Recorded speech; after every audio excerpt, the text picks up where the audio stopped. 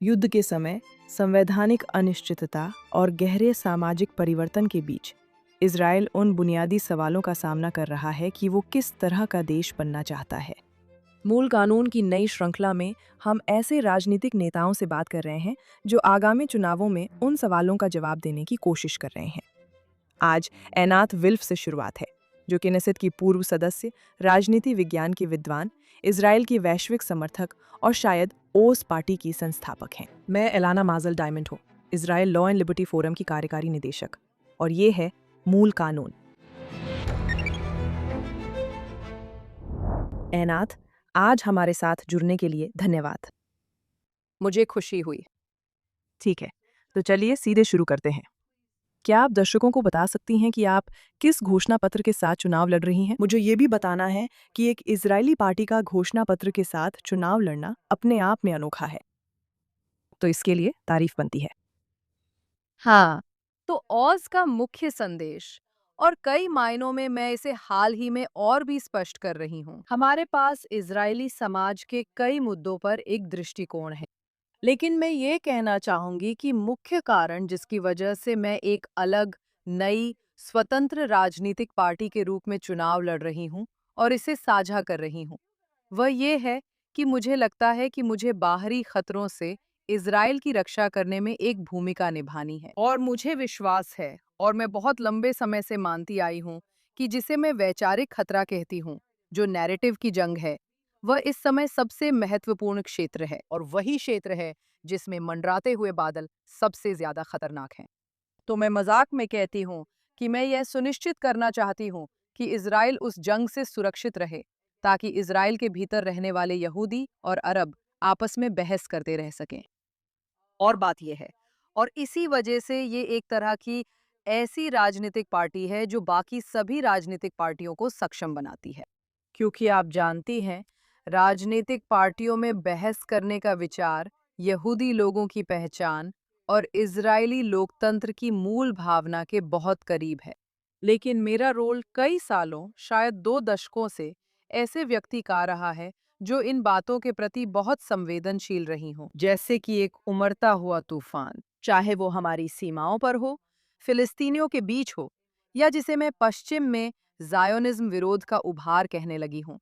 ये नैरेटिव और सूचना युद्ध, और मैंने अब ज्यादातर बस इसी पर ध्यान केंद्रित किया है। ऑस पार्टी वो है जो बाहर से इजराइल की सुरक्षा करती है, ताकि बाकी पार्टियां अंदर बहस कर सकें। ठीक है, आपने उसे 3 मुख्य स्तंभों में स्पष्ट किया है, और ये एक ऐसा शो है जो कानूनी और संवैधानिक सवालों पर ज़्यादा ध्यान देता है। लेकिन मैं तीनों से जुड़ी कुछ चर्चा भी रखना चाहूँगी। ये सभी महत्वपूर्ण हैं। एक ये है कि अरबों और फिलिस्तीनियों द्वारा ज़ायनिज़्म की स्वीकृति तथा एक विचारधारा के रूप में फिलिस्तीनिज़्म के विघटन के आधार पर शांति को बढ़ावा दिया जाए। मैं ओस पार्टी की वेबसाइट से पढ़ रही हूँ। एक है सार्वजनिक सेवाएं, जो जनता की सेवा करने वालों के लिए हैं। दूसरा, निर्वासन मानसिकता से संप्रभु आचरण की ओर बढ़ना। क्या आप उस मंच के बारे में बता सकती हैं? हाँ। यहाँ विचार ये है कि सामान्य रूप से ऑज पार्टी जो लोगों और पूरे इजराइल के लिए चाहती है, वह है एक अधिक परिपक्व, जिसे हम संप्रभु, वयस्क दृष्टिकोण कहते हैं, उसे विकसित करना, कि समस्याओं से भागने के बजाय, जो हम बहुत लंबे समय से करते आ रहे हैं, देश के भीतर और अंतर्राष्ट्रीय स्तर पर, घरेलू समूहों और अपने दुश्मनों को चुप कराने के लिए बार बार कीमत चुकाकर एक और शांत पल खरीदने की कोशिश करने के बजाय, हमें साहसपूर्वक, जैसा कि नाम ओज का अर्थ है, उन मुख्य मुद्दों में से कुछ का सामना करना चाहिए। तो उनमें से एक हमारे विदेश और सुरक्षा नीति के बारे में बात करता है, कि हमें शांति की एक दृष्टि रखनी चाहिए। हमें ऐसे नेता चाहिए जो इजरायली भावना का प्रतिनिधित्व करें, और मैं कहूंगी कि गहरी यहूदी शांति की इच्छा के साथ, मैं कहूंगी, एक लेजर जैसी स्पष्टता होनी चाहिए। इस तथ्य पर तेज ध्यान होना चाहिए कि शांति के रास्ते में एकमात्र बाधा हमेशा से ही जुनूनी अरबों की, और खासकर फिलिस्तीनी अरबों की, इस भूमि के किसी भी हिस्से में यहूदी आत्मनिर्णय के अधिकार को नकारना रहा है। तो ये एक दीर्घकालिक विचार है।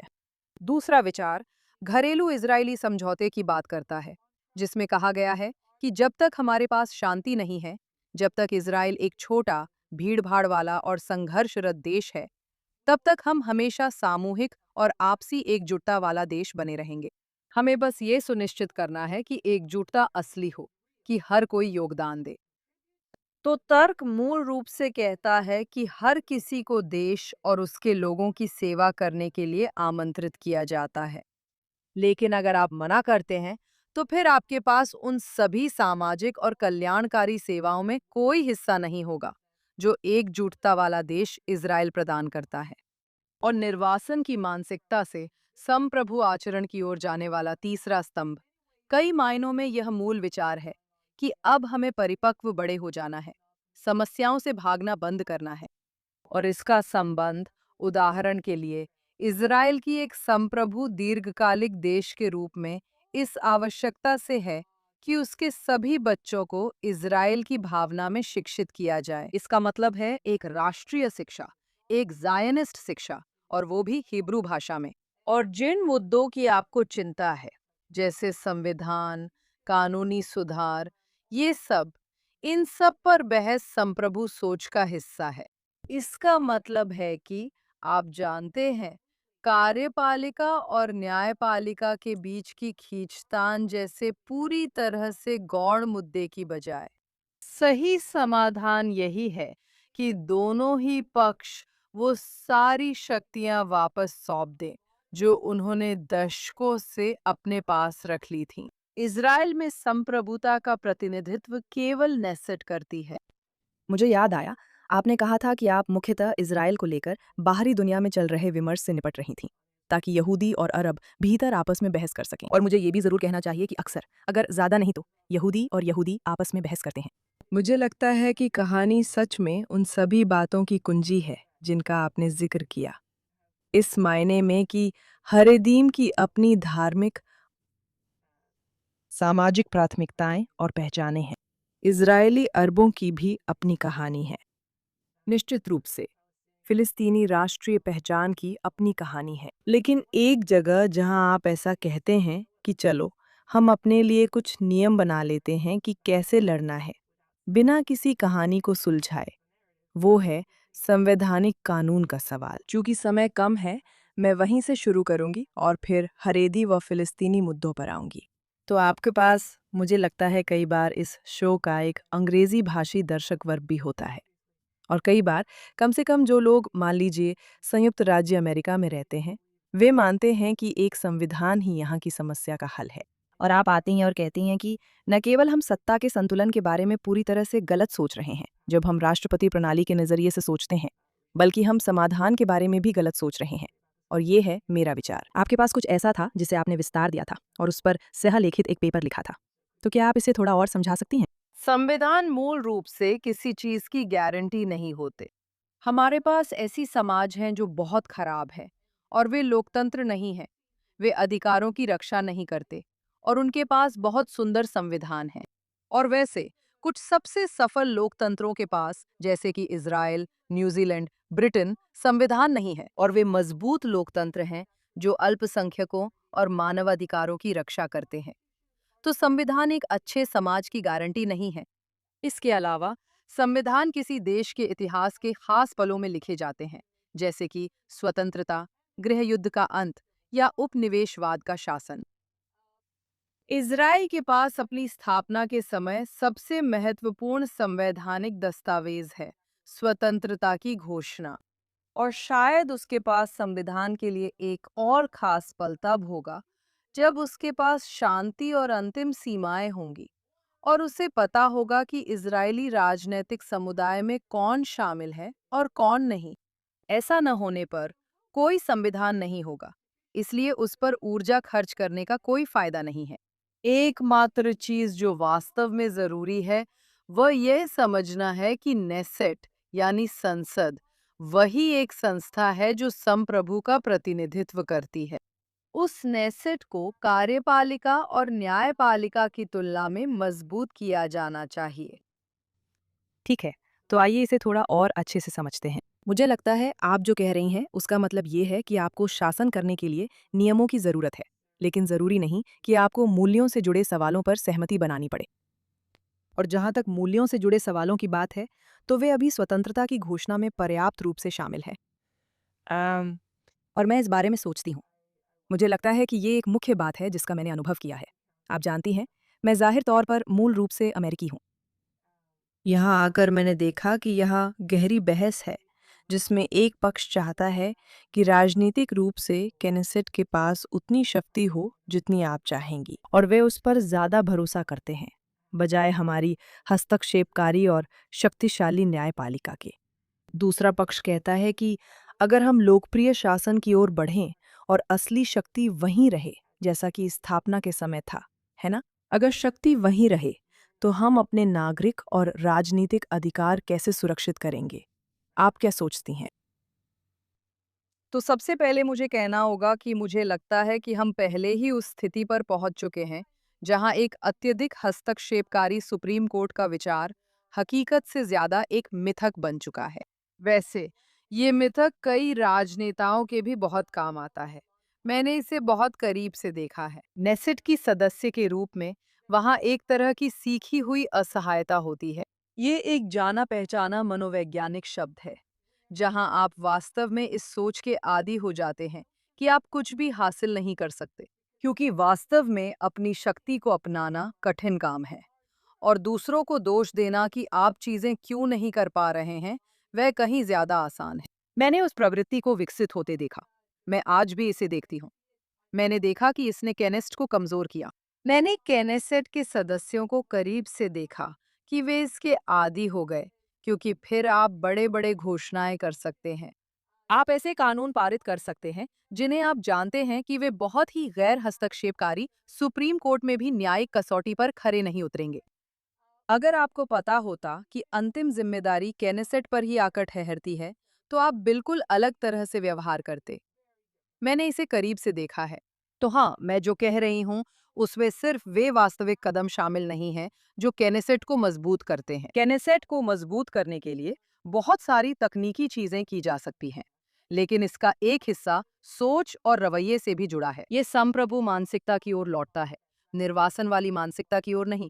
ये जिम्मेदारी लेने वाली और ये समझने वाली मानसिकता है कि ये हमारा है।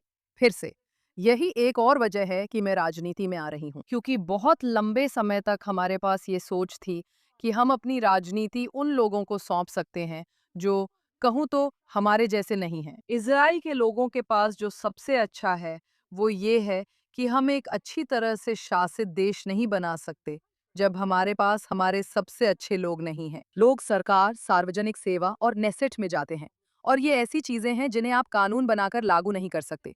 ये चीजें एक सोच का हिस्सा होती हैं। ये वे चीजें हैं जिन्हें आप अपने आचरण में उतार सकते हैं। ये वे चीजें हैं जिनका आप लोगों से पालन करने के लिए कह सकते हैं, लेकिन आपको खुद नेतृत्व करना होगा। तो मैं आपसे सहमत हूँ। संप्रभुता की अवधारणा को कमजोर करने की एक लंबी प्रक्रिया रही है। वैसे इसमें हम इजराइल में अकेले नहीं हैं। कार्यपालिका और न्यायपालिका के पक्ष में विधायी निकायों का कमजोर होना सभी लोकतंत्रों की एक सार्वभौमिक प्रवृत्ति है। इजराइल में ये ज्यादा चरम है, क्योंकि यहाँ क्षेत्रों पर नियंत्रण केवल न्यायपालिका और कार्यपालिका से है, संसद से नहीं।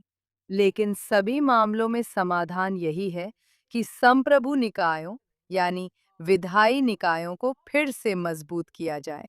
तो इससे पहले कि हम असल में उसके बारे में बात करें कि वो क्या है, मैं बस ये कहना चाहती हूँ, थोड़ी देर के लिए उस बात पर ध्यान देना चाहती हूँ जो आपने कही थी, क्योंकि मैं उसे सही तरीके से समझना चाहती हूँ। ये जो आपने सीखी हुई असहायता और गैर जिम्मेदार कानून बनाने की बात कही, ये एक ऐसी बात है जो इस शो में पहले भी सामने आ चुकी है। मुझे लगता है कि पिछले हफ्ते भी ये मुद्दा उठा था, जब हम हरेदीम और अदालत के हस्तक्षेप पर चर्चा कर रहे थे, और मेरी बातों में से एक असल में ये थी कि ये उन सबसे मुश्किल मामलों में से एक है जिन्हें उदाहरण के तौर पर इस्तेमाल किया जा सकता है। हालांकि एक तरफ तकनीकी रूप से आप ये दिखा सकते हैं, अदालत ने कई बार बिना किसी आधार के हस्तक्षेप किया। ऐसा करना सिर्फ अपनी ही दी हुई शक्ति के आधार पर और किसी वजह के बिना बार बार बड़े सामाजिक राजनीतिक बदलाव और उथल पुथल लाना है ना। साथ ही आप देख सकते हैं कि इस मुद्दे पर किस तरह का कानून निर्माण और राजनीतिक गतिरोध पैदा हुआ है, और इसलिए ये बहुत मुश्किल है। ये मजबूती से ये तर्क देना मुश्किल है कि ये कोई ऐसी चीज नहीं है जिसे लोग भावनात्मक रूप से जरूरी महसूस करते हैं। मैं इसे समझती हूँ।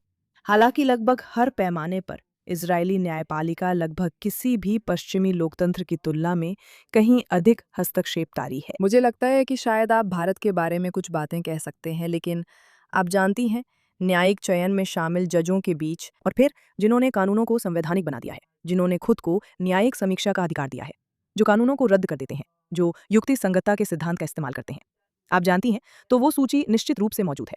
अब जैसे मैंने कहा, कुछ लोग हैं जो मानते हैं कि ये उचित है, और मुझे लगता है कि यही वो तर्क है जिसमें मैं चाहती हूँ कि कोई ऐसा हो जो उन लोगों को एक साथ ला सके, जो मानते हैं कि ये उचित है और जो मानते हैं कि ये अनुचित है, किसी नए दृष्टिकोण के इर्द गिर्द। और शायद वही दृष्टिकोण आप ला रही हैं, लेकिन मैं थोड़ा महसूस करूंगी, शायद मैंने कोई अहम बात छोड़ दी हो अगर उसका जिक्र न करो, और निष्पक्षता भी यही मांगती है। तो क्यों ना हम आपके समाधान पर चलें, इससे पहले कि मैं अपनी दूसरी बात रखूं, क्योंकि मैं सच में चाहती हूं, मैं आपको सुनना चाहती हूं, और उसमें कृपया जाहिर है आप मेरी कही किसी भी बात पर आपत्ति जता सकती हैं।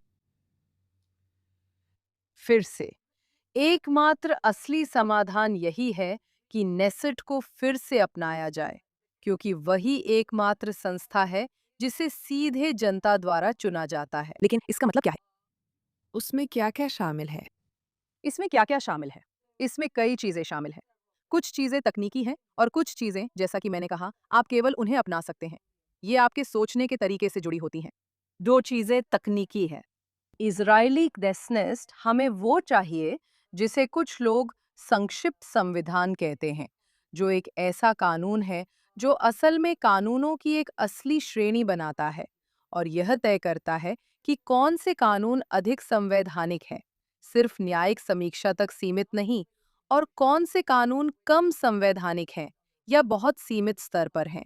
यह एक बात है। ये खेल के नियमों जैसा है, ना कि वो खुली छूट जैसी जो हमारे पास अभी है। इसके अलावा 69 प्रति व्यक्ति दुनिया की सबसे छोटी संसदों में से एक है। हमें इसे कम से कम 120 से बढ़ाकर 180 करना चाहिए, अगर उससे ज्यादा नहीं तो। क्योंकि हमारे पास इजरायली कनेसेट में पर्याप्त लोग नहीं हैं जो सिर्फ सांसद हों और समितियों में काम करें। आप जानती हैं, मुझे 7 समितियों के बीच भागदौड़ करनी पड़ती थी। ये सामान्य नहीं है। हमें हर समिति के लिए नेसेट का एक सदस्य चाहिए, ताकि आप उसमें विशेषज्ञता विकसित कर सकें और सच में सरकार के काम की निगरानी कर सकें। नेसेट के सदस्यों को ज्यादा बजट, ज्यादा ताकत और सच में मंत्रियों को बुलाने, सार्वजनिक सेवकों को बुलाने की क्षमता चाहिए। प्रधानमंत्री को हर हफ्ते सवाल जवाब का समय रखना चाहिए, न कि सिर्फ एक बार जब 40 हस्ताक्षर हो जाते हैं, कई हफ्तों में एक बार, और फिर वो कृपा करके क्नेस्ट में आकर बात करते हैं। हमें इस विचार को फिर से जीवित करना होगा कि प्रधानमंत्री प्रधानमंत्री हैं, यानी मंत्रियों में पहले, लेकिन उससे कहीं ऊपर कोई ऊंचा पद नहीं है। उन्हें समितियों के सामने आना चाहिए, उन्हें नेज़िट के सामने आना चाहिए, उन्हें सवालों का सामना करना चाहिए। हमें इस भयानक व्यवस्था को पूरी तरह से हटाना होगा, जिसे सशर्त नॉर्वेजियन कहा जाता है। एक चीज जो नेसेट के सदस्यों को, भले ही नेसेट बहुत कमजोर हो, उनकी ताकत देती है, वो ये है कि उन्हें निकाला नहीं जा सकता। सशर्त नॉर्वेजियन नेस्ट के उन नए वर्ग के सदस्य जिन्हें मूल रूप से नेस्ट में लाया जाता है। जब कोई मंत्री इस्तीफा देता है लेकिन मंत्री नेस्ट में वापस आ सकता है, तो प्रभावी रूप से नेस्ट के सदस्यों को बर्खास्त करना नेस्ट के ऐसे निम्न वर्ग के सदस्य बनाता है जिन्हें मंत्री द्वारा निकाला जा सकता है। वास्तव में सशर्त नॉर्वेजियन के उस स्तर से बड़ी कोई और बेइज्जती और नेस्ट की कमजोरी नहीं हो सकती। तो ये तकनीकी मुद्दे हैं। और इब्रानी में इसे चोक कहा जाता है, जैसे कि चोक नॉर्वेगी। अंग्रेजी में ये थोड़ा अजीब लगता है, मुझे पता है, ऐसा ही है ना? ये बनाया गया है। मेरा मानना है कि इसकी प्रेरणा नॉर्वेजियन है। ये सवाल है कि जब कोई मंत्री बनता है तो उसकी जगह कौन केनेसेट का सदस्य बनता है। बिल्कुल, और ये तथ्य कि ये सशर्त है। यहाँ सबसे महत्वपूर्ण बात यह है कि क्या आपने सांसदों का एक उपवर्ग बना दिया है जिन्हें सरकार द्वारा बर्खास्त किया जा सकता है। और मेरा मतलब है, इससे बड़ा कोई अपमान या संप्रभु निकाय को कमजोर करने वाली बात नहीं हो सकती। ये पूरी तरह खत्म होना चाहिए। मुझे लगता है आपके व्यापक एजेंडा पर वापस जाने से पहले मेरे 2 सवाल हैं। क्योंकि मैं आपको उन चीज़ों में नहीं फंसाना चाहती जिन्हें मैं सबसे दिलचस्प मानती हूँ। तो मजबूत न से होने पर सरकार और न्यायपालिका कैसी होती है? वे कैसे बदलती हैं, है ना? दो बातें न्यायपालिका वाली बात पे कि आप जजों की नियुक्ति कैसे करते हैं और ये सब अगर मैं कहूँ तो मुझे लगता है कि इजराइल की सबसे बड़ी समस्याओं में से एक है कि बहुत सारे लोगों ने अपनी लॉ डिग्री अमेरिका में की है। नतीजतन वे चुनावी राजनीति के सभी मुद्दों पर एक खास अमेरिकी सोच ले आते हैं जिसका इजराइल से कोई लेना देना नहीं है। हम एक संसदीय लोकतंत्र हैं। ये अच्छी बात है कि हम एक संसदीय लोकतंत्र हैं। संसदीय लोकतंत्र दुनिया के सबसे स्थिर लोकतंत्र होते हैं। अमेरिका अपवाद है, नियम नहीं। ये बात संविधान के सवाल पर भी लागू होती है। जैसा कि मैं एलॉन डर्शोविट्स का हवाला देती हूँ, जिन्होंने कहा था कि अगर आज के अमेरिकी लोगों को अपना संविधान लिखना पड़े, ये जानते हुए कि उनके संविधान की व्याख्या कैसे की गई है, तो वे कभी भी इतना सुंदर संविधान नहीं बना पाते। अमेरिकी प्रणाली, कांग्रेस, राष्ट्रपति, न्यायपालिका के बीच का संबंध, इसका इजराइल से कोई लेना देना नहीं है, बिल्कुल शून्य।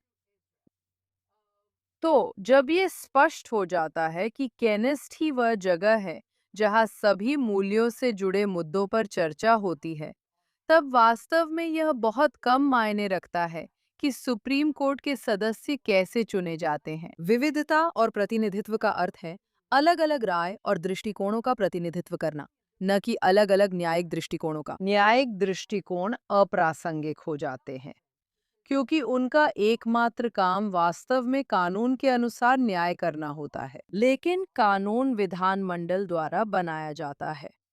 इसलिए यह मुद्दा बहुत कम विवादास्पद बन जाता है।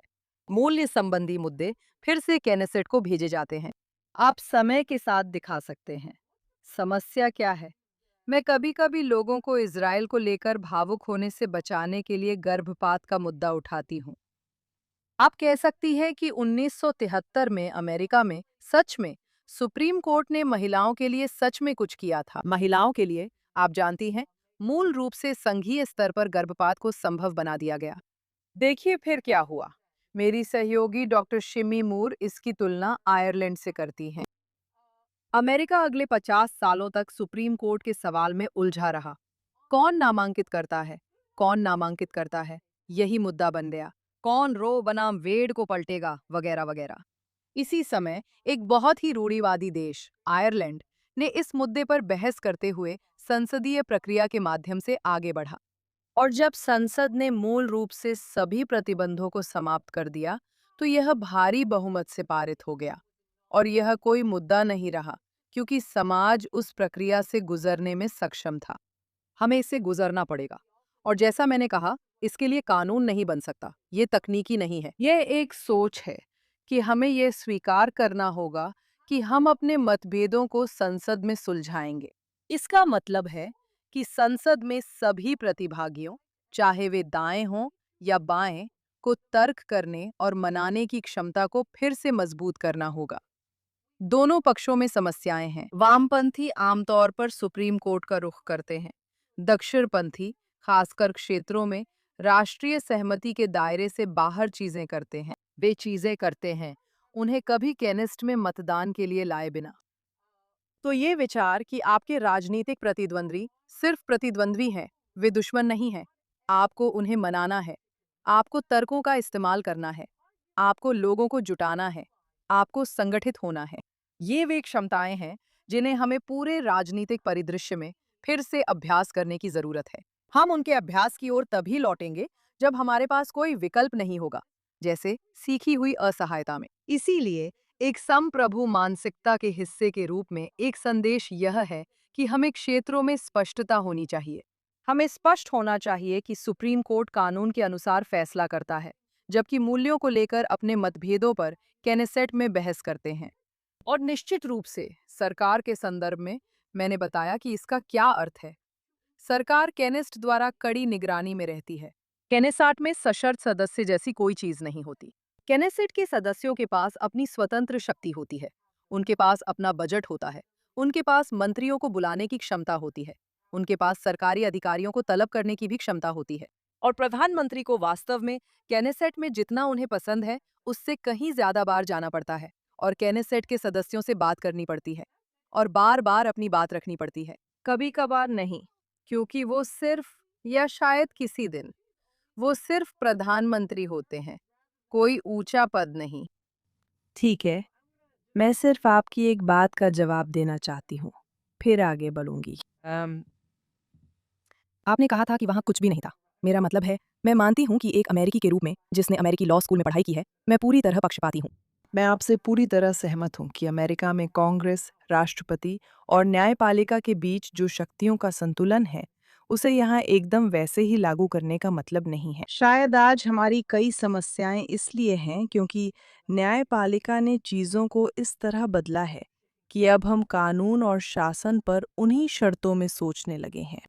मैं कहना चाहूँगी कि स्वतंत्रता की परंपरा ने प्रेरित किया था।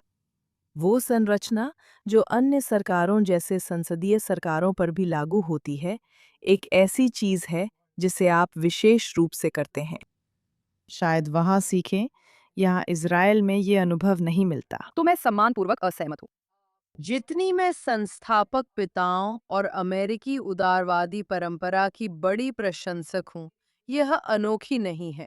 बहुत से यहूदी सबसे पहले और यहाँ तक कि अमेरिकी भी सबसे पहले ये तर्क देंगे कि निश्चित रूप से संस्थापक पिताओं पर यहूदी हिब्राई परंपरा, यूरोपीय प्रबोधन परंपराओं का बहुत प्रभाव था।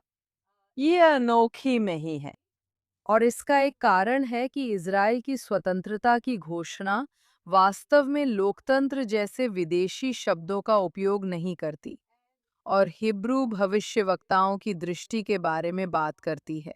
तो लेकिन संरचना के लिहाज से इज़राइल के लिए जो प्रासंगिक संरचनाएं हैं, वे संसदीय लोकतंत्र हैं। अमेरिका, हम फिर से स्वतंत्रता और उन सब चीज़ों के बारे में बात कर सकते हैं। वो बहुत अच्छी बात है, लेकिन ये और जगहों पर भी देखने को मिलती है। संरचना के लिहाज से अमेरिकी संरचना पूरी तरह से अप्रासंगिक है। नहीं, मुझे लगता है कि जिस संरचना पर हम सहमत हैं, उस पर मैं कहूँगी, देखिए, मुझे इज़राइल में लॉ स्कूल की कक्षाओं में होने का सौभाग्य मिला है और कई बार मैंने जो बातें सुनी हैं, उन्हें सुनकर मैं थोड़ी हैरान भी हुई हूँ। जहाँ स्वतंत्रता को समानता की दुश्मन के रूप में दिखाया जाता है। हर जगह नहीं, लेकिन कुछ प्राध्यापक इसे ऐसे पेश करते हैं। जहाँ धर्म की स्वतंत्रता को धर्म से स्वतंत्रता समझा जाता है, ऐसी बातें होती हैं। मुझे इसे सिर्फ अमेरिका तक सीमित करने की ज़रूरत नहीं है। मैं स्वतंत्रता की एंग्लो परंपरा पर बात करूंगी, जिसमें अनुकूलन की गुंजाइश है और इसमें हिब्रू स्रोतों से भी प्रेरणा ली गई है। और अब मैं आगे बढ़ूंगी। लेकिन मैं बस ये कहना चाहती हूँ एक और बात, इसके बारे में। मेरे सहयोगी श्लोमो फिशर ने कई साल पहले एक बहुत सुंदर अपील लेख लिखा था। उसमें लिखा था, अमेरिकी यहूदी प्रोटेस्टेंट हैं, इजरायली यहूदी कैथोलिक हैं, और उनके तर्कों में से एक ये है कि अमेरिकी और इजरायली यहूदियों के बीच कुछ मुद्दों पर चर्चा करने में असमर्थता का एक बड़ा कारण ये है कि अमेरिकी यहूदी परंपरा धर्म के प्रोटेस्टेंट दृष्टिकोण पर आधारित है, जो स्वतंत्रता, आज़ादी और इस तरह की चीजों को आधार बनाता है, जबकि इजरायली परंपरा कहीं अधिक फ्रांसीसी पर आधारित है। धर्म सत्ता विरोधी, जो मूल रूप से कैथोलिक देशों से आती है, जो स्वतंत्रता और आजादी को पादरी शासन के खिलाफ, धर्म के संस्थागत पादरी ढांचे के खिलाफ विद्रोह से उत्पन्न मानती है। तो हाँ, ये समझना जरूरी है कि जायोनिज्म और इजराइल यूरोप की अलग परंपरा से हैं, जहां स्वतंत्रता का अर्थ और उसे सुरक्षित करने का तरीका अलग है। नहीं, इसमें निश्चित रूप से ये पहलू बहुत प्रमुख रूप से मौजूद है। हमने भी समाजवादी के रूप में शुरुआत की थी और समय के साथ सुधार करते हुए आगे बढ़ रहे हैं। ठीक है, हम इसे ऑफ एयर जारी रखेंगे। मैं आपके उस बिंदु पर आना चाहती हूँ कि राजनीतिक समुदाय में कौन शामिल है ना? और मुझे लगता है कि इससे हम दोनों मुद्दों पर आ जाते हैं, सेवा के बदले लाभ या सेवा के लिए लाभ, जो मुझे यकीन है कि हरेदीम पर लागू होता है। मुझे नहीं पता कि क्या ये इजराइल के अरबों पर लागू होता है, लेकिन आप इस पर विस्तार से बताएंगी। सभी पर, सभी पर, सभी पर, ठीक है? तो मुझे इसके बारे में बताइए। वो व्यवहार में कैसा होगा, उसके बारे में भी बताइए, क्योंकि जैसा कि हम अभी हरेदीन के साथ देख रहे हैं, इस तथ्य के बावजूद कि हमारे पास जनशक्ति की कमी है और इस तथ्य के बावजूद कि हमारे पास आर्थिक घाटा है, अगर हम उस समाज के अच्छे खासे हिस्से को कार्यबल में शामिल करने में सफल नहीं होते, तो मैं दोनों तरफ मुश्किलें देखती हूँ। जाहिर है, हरेदीम और हरेदीम का 1% हिस्सा इजरायली समाज के लिए बहुत मुश्किलें पैदा कर रहा है और किसी भी रूप में सेवा करने से इनकार कर रहा है, प्रदर्शन कर रहा है और सड़कों को जाम कर रहा है। और ये इसका एक पक्ष है। दूसरी तरफ एक चीज है जिसने मेरी दिलचस्पी जगा दी। मुझे लगता है कि कल इजराइल की उच्च शिक्षा परिषद के 5 सदस्यों ने एक कानून के पारित होने के बाद इस्तीफा दिया, जिसे मैंने अभी नहीं पढ़ा है। आप इससे ज्यादा परिचित होंगी। पर लगता है कि यह विश्वविद्यालयों में लिंग आधारित अलग-अलग कार्यक्रमों की अनुमति देता है। और इस पर काफी हंगामा हुआ था। और मुझे ये ऐसा लगा जैसे अगर आप हरेदीम या बहुत सख्त धार्मिक मान्यताओं वाले लोगों को शामिल करना चाहें, तो शायद आपको इसकी ज़रूरत पड़ेगी। मैं आपकी राय जानना चाहती हूँ कि भविष्य में अनिवार्य सैन्य सेवा से संबंधित और शायद हरेदी समाज की संस्कृति के लिए किसी भी तरह की व्यवस्था से संबंधित चीज़ें कैसी दिखनी चाहिए। पहले इज़राइल में हरेदी समाज की अवधारणा से शुरू करते हैं। इज़राइल में हरेदी समाज एक ऐसी रचना है जिसकी शुरुआत 1980 के दशक में हुई थी। इसका तोरा, मिtzvot या परंपरा से कोई लेना देना नहीं है। ये ज़ायोनिस्ट राज्य की एक विकृत और बेहद उदार प्रोत्साहन प्रणाली का परिणाम है। उदार इस मायने में कि ये बहुत महंगी है। तो ये धारणा कि ये किसी तरह का प्राचीन जीवन रूप है, पूरी तरह से किसी भी वास्तविकता से अलग है। ये 80 के दशक में शुरू हुआ था और ये अपने वर्तमान आकार और स्तर तक तब पहुंचा जब आप इसमें गहराई से जाते हैं। बहुत उदार इजरायली कल्याणकारी राज्य की पूरी सहायता उस जीवन शैली को सक्षम करने की ओर मोड़ दी गई। तो तरीका बहुत ही सरल है। मैं हरेदी भर्ती पर चर्चा नहीं कर रही हूँ। मैं उनकी जीवन शैली पर चर्चा नहीं कर रही हूँ। मुझे नहीं लगता कि ये राज्य की भूमिका है कि वो इसे किसी एक तरीके से करे।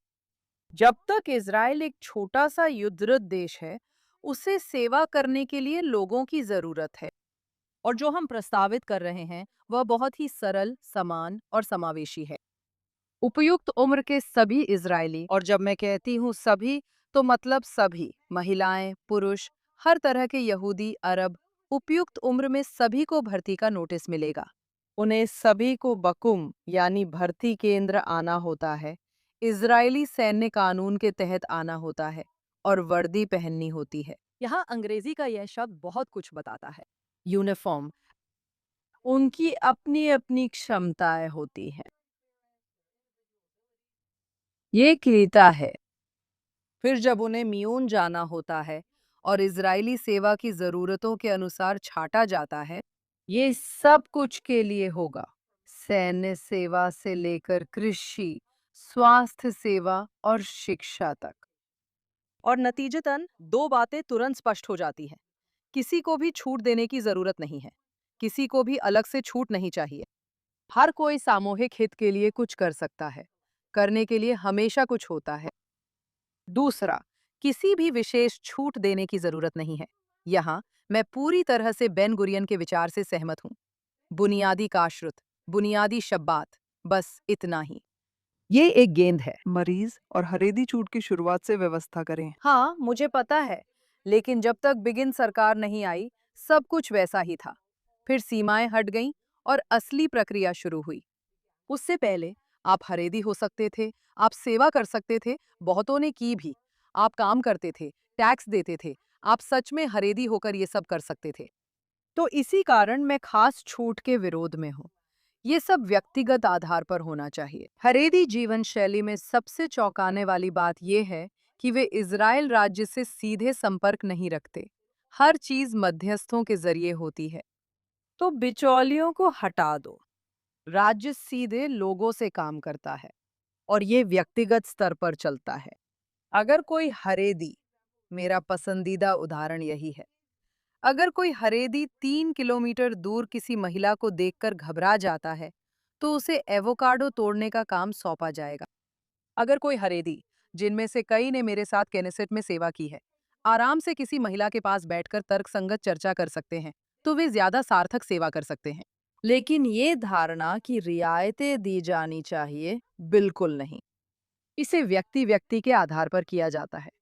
अगर आपको वास्तव में कोई समस्या होती है, तो आपको ऐसी जगह सेवा करने का मौका मिलेगा जहां आपको कम परेशानी हो। लेकिन ये कि पूरा सिस्टम उन विशेषताओं के अनुसार ढल जाए जो पिछले कुछ दशकों में शुरू हुई हैं, बिल्कुल नहीं। मुझे नहीं लगता कि सिस्टम अभी ऐसा है। मेरा मतलब है, हाँ, मेरा मतलब है, जैसे मान लीजिए जेंडर के हिसाब से अलग-अलग टुकड़ियाँ या कुछ ऐसा, जैसे खास टुकड़ियाँ। फिर से, मैं शैक्षणिक कार्यक्रमों की बात कर रही हूँ, जिनके पास खास कार्यक्रम होते हैं। ये कोई खास कार्यक्रम नहीं है। मैं ये दोबारा नहीं कहूंगी। मैंने उन्हें केनिस्ट में देखा है। अगर तुम इसके काबिल नहीं हो, तो फिर भी तुम किसी और तरह की सेवा कर सकती हो। हर कोई सेवा करेगा, लेकिन ये व्यक्तिगत है, ये सामूहिक नहीं है। ये विचार कि हमारे पास सेक्टर हैं, सामूहिक समूह हैं जो राज्य से बिचौलियों के माध्यम से जुड़े होते हैं। मुझे लगता है कि यह एक घिनौनी बात है जिसे खत्म होना चाहिए। अगर तुम इसे नहीं संभाल सकती, तो तुम वही सेवा करोगी जैसे मैंने कहा, सुबह से शाम तक एवोकाडो देखोगी। इसमें कोई दिक्कत नहीं है। लेकिन तुम ये मांग नहीं कर सकती कि हर कोई उसी के अनुसार चले, खासकर एक ऐसे जीवन के तरीके में जो काफी नया है और सिर्फ ज़ायोनिस्ट राज्य की उदारता के कारण ही उभरा है। तो बिल्कुल नहीं। मकसद यह है कि बिचौलिया हट जाता है। यहाँ कोई सेक्टर नहीं है। यहाँ केवल इज़राइल व उसके नागरिक हैं और सभी को सेवा के लिए आमंत्रित किया जाता है। अगर आप मना करते हैं, तो मैं आपकी तुलना हग्गादा के दुष्ट बेटे से करता हूँ। अगर आपको एवोकाडो से लेकर सैन्य सेवा तक सभी विकल्प दे दिए जाएं और फिर भी आप मना करती हैं, तो फिर ये आपकी जिम्मेदारी है। आप हग्गादा के दुष्ट बेटे हैं। आप वही इंसान हैं जिसने कहा कि ये आपका है, मेरा नहीं। बहुत अच्छा। आपको इजरायली कल्याणकारी राज्य से कोई भी सेवा नहीं मिलेगी। जो भी सेवाएं आपको चाहिए होंगी, उनकी पूरी की पूरी लागत आपको खुद चुकानी होगी। तो चलिए, करते हैं। मैं आपसे 2 और सवाल पूछना चाहती हूँ, अगर आप अनुमति दें, फिर हम समाप्त करेंगे। आपने कई मुद्दे उठाए हैं, लेकिन ये एक ही शो है। उम्मीद है, अगली बार आपको बुलाऊंगी और इन पर विस्तार से चर्चा करेंगे। मैं बस इन मुद्दों की एक व्यापक झलक देना चाहती थी। मुझे उम्मीद है, मैं इसे बाकी सदस्यों और उम्मीदवारों के साथ भी कर पाऊंगी। मुझे लोगों के विचारों की गहराई में जाना पसंद है, और जैसा कि आप जानती हैं, इजरायली राजनीतिक चक्र गंभीर चर्चा के लिए लगभग असंभव है। इसके लिए आपकी सराहना करती हूँ। मैं आपकी सराहना करती हूँ। चलिए बात करते हैं ये विचार कि हर कोई सेना में जाता है, किसी सांस्कृतिक आधार पर आधारित है, और उन चीज़ों में से एक है इज़राइल के भीतर सभी के लिए हिब्रू भाषा की शिक्षा। मुझे नहीं पता कि दर्शक वास्तव में ये समझते हैं या नहीं कि वर्तमान में शैक्षिक प्रणाली विषय वस्तु और भाषा के स्तर पर कितनी बटी हुई है, और शायद आपको उस समस्या का वर्णन करना चाहिए जिसे आप वहां हल करने की कोशिश कर रहे हैं, और आपको क्यों लगता है कि ये उसे हल करेगा। हाँ, इजरायली शिक्षा प्रणाली कई प्रणालियों में बटी हुई है, जिनमें से दो हैं अरब स्कूल प्रणाली और विभिन्न हरेली स्कूल प्रणालियां। कुल मिलाकर ये ऐसी प्रणालियां हैं जिन्हें इजराइल सरकार द्वारा वित्त पोषित किया जाता है, लेकिन इनकी सही तरीके से निगरानी नहीं की जाती और संरचनात्मक रूप से ये अपने सदस्यों को राज्य और सामूहिकता के प्रति शत्रुतापूर्ण रवैया सिखाती हैं। जैसा मैंने कहा, आपको वही मिलता है जिसके लिए आप भुगतान करते हैं। और विचार ये है कि फिर से एक संप्रभु मानसिकता जो समस्याओं से भागती नहीं है, बल्कि उन्हें जड़ से सुलझाती है। फिर से आपके पास अलग अलग स्कूल्स हो सकते हैं जिनकी अलग अलग व्याख्याएं हो सकती हैं, लेकिन एक धारणा तो होनी ही चाहिए। और फिर से ये वही यूरोपीय रिपब्लिकन आदर्श है जो अब यूरोप में ज्यादा मौजूद नहीं है। लेकिन यह विचार कि एक राष्ट्र अपनी शिक्षा के माध्यम से बनता है।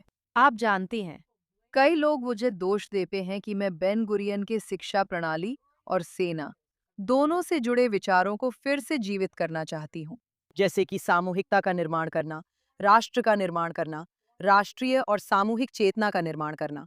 और यह एक आरोप है जिसे मैं प्यार से स्वीकार करती हूँ। हाँ, यही बिल्कुल वही है जो मुझे लगता है कि हमें करना चाहिए।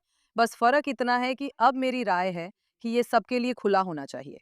निमंत्रण सभी के लिए है कि वे इसमें भाग लें। और विचार ये है कि इज़राइल को केवल एक बुनियादी प्रकार की स्कूली शिक्षा की अनुमति देनी और उसका वित्त पोषण करना चाहिए।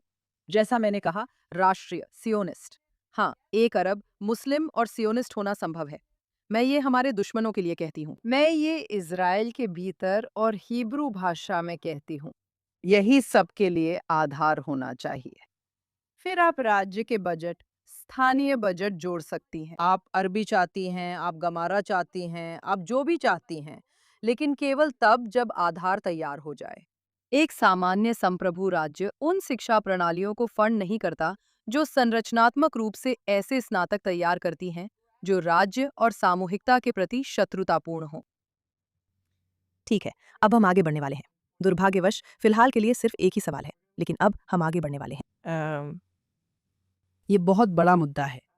एक तरफ फिलिस्तीनियों को ज़ायनवाद को स्वीकार करने के लिए मनाने की कोशिश करना, और दूसरी तरफ उनकी वर्तमान आतंक और यहूदी द्वेष की संस्कृति छोड़ने के लिए। मैंने कई पॉडकास्ट देखे हैं जिनमें आप इसकी आवश्यकता के बारे में चर्चा करते हैं, और आप बहुत ही प्रभावशाली ढंग से समझाते हैं इतने लंबे समय तक इसे बढ़ने देने की लापरवाही, और इतने लंबे समय तक इसे सब्सिडी देने की, और इतने लंबे समय तक इसे तुष्ट करते रहने की हद। और आप जानती हैं, मुझे पता है कि आपने खुद भी कुछ तरीकों से अपना नज़रिया बदला है, क्योंकि आप सरकार में सलाहकार थीं जब डिसएंगेजमेंट हुआ था।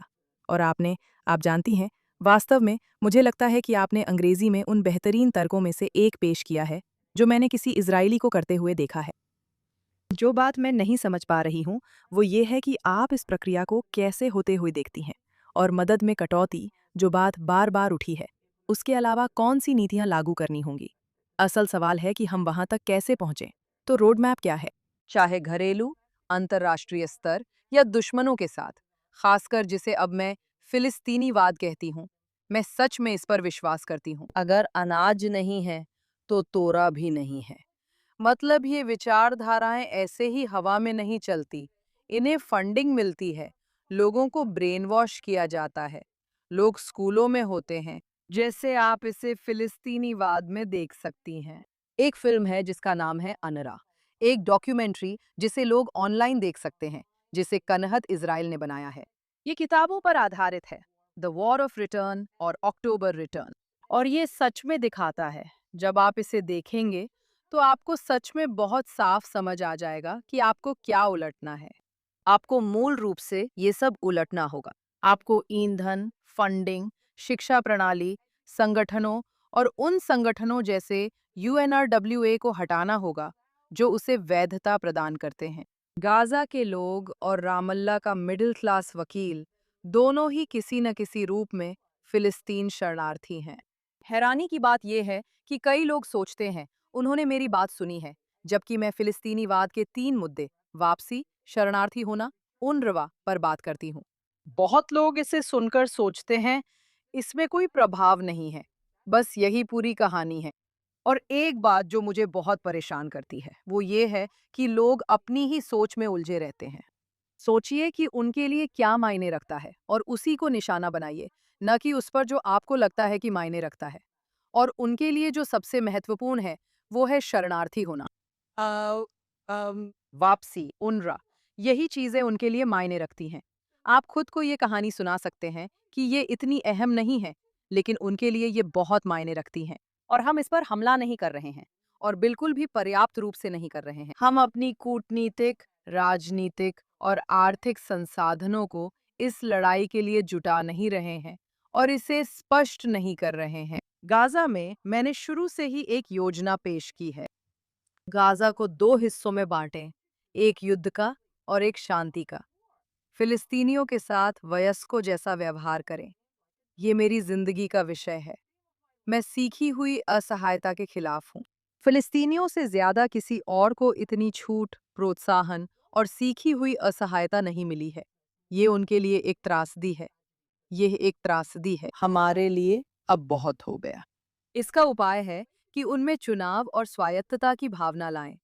वे अपनी लड़ाई यहूदी राज्य को खत्म करने में लगाना चाहते हैं, तो हम उनके प्रति कोई दायित्व नहीं रखते। इस गाजा युद्ध की शुरुआत करें, इसे मिस्र से जोड़ें, इजराइल से काटें और कहें कि आप युद्ध चाहते हैं, लेकिन हम आपके प्रति कोई दायित्व नहीं रखते। लेकिन हम उससे भी आगे जाएंगे। आप जानते हैं, जैसे अमेरिकियों ने जापान में किया था या मित्र देशों ने नाजी जर्मनी में किया था।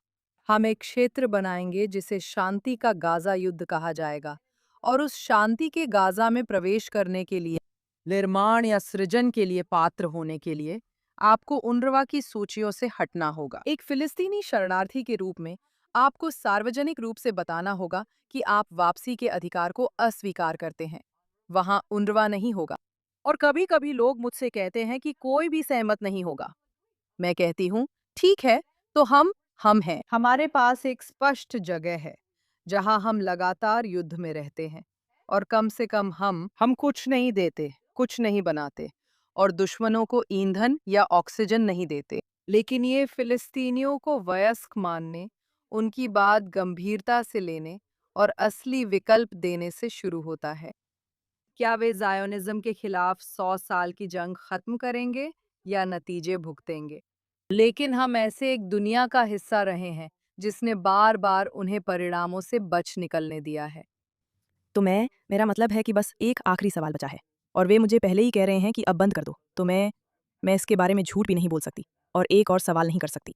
लेकिन आप जब इंटरव्यू देती हैं, खासकर जब मैंने पूछा, तो आप खुद को वामपंथी महिला के रूप में पेश करती हैं और आपने ऐसा किया है। आपने ओज को ऐसा बनाया है जो वाम दक्षिण के भेद से ऊपर है और मानती हैं कि दोनों पक्ष इससे जुड़ सकते हैं। और मैं सोचती हूँ, क्या वो मतलब आप इन दोनों बातों को कैसे जोड़ती हैं? मतलब ये है कि क्या अब वाम और दक्षिण का फर्क मायने रखता है? आपको वामपंथी क्या बनाता है बाकी किसी चीज के मुकाबले? पिछले वर्षों में इजरायली राजनीति में इन श्रेणियों में क्या बदलाव हुए हैं? आपको शुभकामनाएं और आशा है फिर मिलेंगे। हाँ, मुझे वापस आकर गहराई से बातचीत करना अच्छा लगता है। आप सही हैं, हमें ऐसी और बातें करनी चाहिए। बिल्कुल सीधे तौर पर कहो तो मैंने अक्सर खुद को वामपंथी महिला के रूप में वर्णित किया है, क्योंकि जब बहुत से लोग सुनते हैं कि मैं फिलिस्तीनीवाद के बारे में क्या कहती हूँ, इस तथ्य के बारे में कि वे लगभग बिना किसी अपवाद के विनाश की एक विचारधारा के पीछे एकजुट हैं। वे कहते हैं कि ये बहुत दक्षिणपंथी है और लोगों को इन श्रेणियों से बाहर आने के लिए मजबूर करता है। मैं इसका उपयोग एक उपकरण की तरह करती हूँ, ताकि लोग तुरंत प्रतिक्रिया देने के बजाय विषय को सुने, जो स्वाभाविक है। लोग आपको किसी एक खांचे में रखना चाहते हैं, और मैं उन्हें धर्म राज्य के सवालों पर यही कहती हूँ। आपने मुझे सार्वभौमिक सेवा जैसी बातें यहाँ कहते सुना है। मुझे नहीं पता आप इसे क्या कहते हैं, शायद वामपंथ। ये सभी के अधिकार, स्वतंत्रता और धर्मनिरपेक्षता की बात है। मैं बहुत हद तक आप कह सकते हैं वामपंथी हूँ, लेकिन जब आप मुझे फिलिस्तीनीवाद के बारे में बोलते हुए सुनते हैं, तो मैं बहुत हद तक दक्षिणपंथी लगती हूँ। मैं इसका इस्तेमाल लोगों को एक मुकाम तक लाने के लिए कर रही हूँ।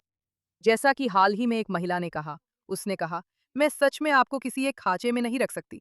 आप ना तो दाईं ओर हैं ना बाईं ओर हैं, आप तो बीच में भी नहीं हैं, क्योंकि आप सच में कुछ कह रही हैं, उसने कहा। आप तो किसी और ही आयाम में मौजूद हैं। और एक समय पर मैंने इसे अपनाया और मूल रूप से कहा, देखिए, औज सच में एक ऐसे दल के रूप में मौजूद है जिसके पास विचार हैं। यहाँ तक कि हमने जिन न्यायिक मुद्दों के बारे में बात की, वे भी दाएं और बाएं की किसी भी धारणा को पार कर जाते हैं। और इसकी दो वजहें हैं जो मुझे लगता है कि इज़राइल को अभी बेहद ज़रूरी हैं। मुझे सच में लगता है कि हमें असली मुद्दों पर बात करनी चाहिए, न कि गुटों में बंटने, दाएं-बाएं या बिबी पर। इससे हमारे ही नुकसान पर गंभीर और ठोस राजनीतिक चर्चा की हर गुंजाइश खत्म हो गई है। सबसे पहले मैं उससे निकलने की कोशिश का जिम्मा खुद उठाती हूँ। ये मुश्किल है। लोग बार-बार आपको सीमित करना चाहते हैं और मैं इसका विरोध करती हूँ। ये आसान नहीं, पर संघर्ष का हिस्सा है। यही से मैंने शुरुआत की, यही मेरी सबसे बड़ी ताकत है और इसमें मैं खुद को अनोखी मानती हूँ। गठबंधन, विपक्ष, कोई भी राजनीतिक पार्टी वही है। मैं नैरेटिव, सूचना और चेतना के युद्ध को जिस तरह समझती हूँ, वैसे मैंने किसी और को समझते हुए नहीं देखा है। ना तो समय पर और ना ही इतनी अच्छी तरह से कि सही कदम उठाए जा सके। ये एकमात्र चीज रही है जिसके बारे में मैंने लोगों को पहले ही आगाह किया था। आप जानती हैं, यही एक वजह है और मैं सब कुछ जोड़कर बताऊंगी कि मैं उत्साहित नहीं हो पाती। न्यायिक सुधार के समय एक पक्ष ने कहा, अगर हम सुधार पारित नहीं करते हैं तो इजराइल एक तानाशाही है। दूसरे पक्ष ने कहा, सुधार पारित हुआ तो इजराइल तानाशाही बनेगा। मैंने कहा, जब तक बहस जारी है हम लोकतंत्र हैं। और मैंने गजा में फिलिस्तीनियों पर ध्यान केंद्रित किया, जहां हर किसी ने मुझसे कहा, ये पर्याप्त नहीं है, मत करो, ये बेवकूफ़ी है, ये महत्वहीन है। तो मेरी भूमिका, और मैं शुरुआत में वापस जाती हूँ, वो एकमात्र पार्टी बनने की है जो बाहर क्या हो रहा है उस पर ध्यान देती है, जो आने वाले तूफान को देखती है, उसके लिए लोगों को जुटाती है और कार्रवाई करती है, ताकि फिर इजराइल के भीतर हम बहस जारी रख सकें। ये बहस काफी समय चले। मैं आपको शुभकामनाएं देती हूँ, लेकिन मुझे यकीन नहीं है ये पहले से ही आधिकारिक है। बिल्कुल, ये एक पंजीकृत पार्टी है। ठीक है, तो मैं आपको शुभकामनाएं देती हूँ। मुझे उम्मीद है कि हम ये बातचीत जारी रख सकते हैं, आप और मैं आगे की सीरीज का भी इंतजार कर रही हूँ। आज अपना समय देने के लिए आपका बहुत बहुत धन्यवाद। धन्यवाद। धन्यवाद।